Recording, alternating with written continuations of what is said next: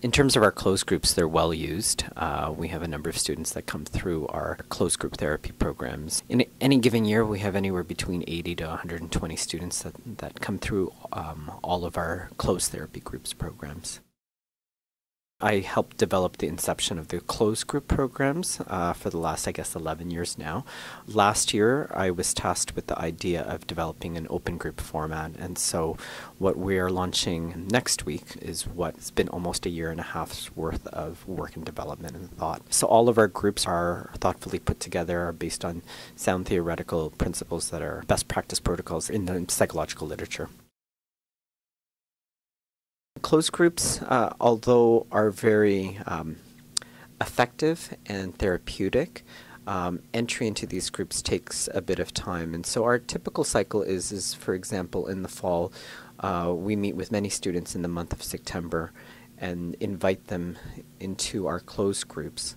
And so that means the people that start off at week 1 are the same people that you're going to end up with at the last week. No one comes in at week 3 or week 5. And that's a chance for students to be in a small group format to talk about personal issues. In an open group format, they still get some of the skills, but don't necessarily have to reveal too much personally, but at the same time allows for more people to access this type of service. So part of it is on demand that's been identified by the waitlist. The other is based on expertise of the counselors that are able to provide group therapy or group work for our students.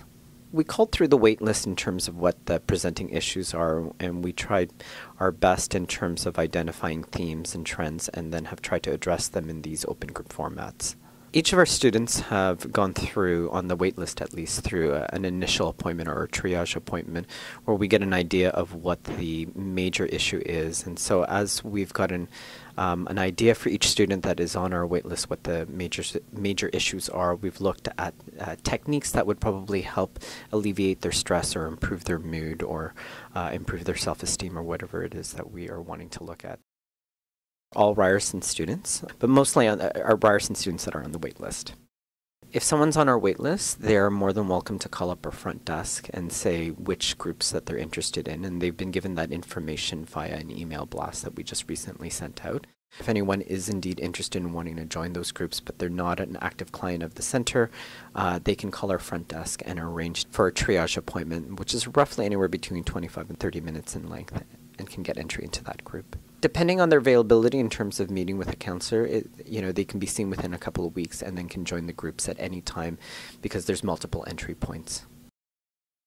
We don't anticipate that. In fact, if we had to figure out where the slowdown is, it's waiting for services, right? And so individual services are waiting to get into our groups. So we're hoping actually that these open groups actually address that bottleneck, if you will.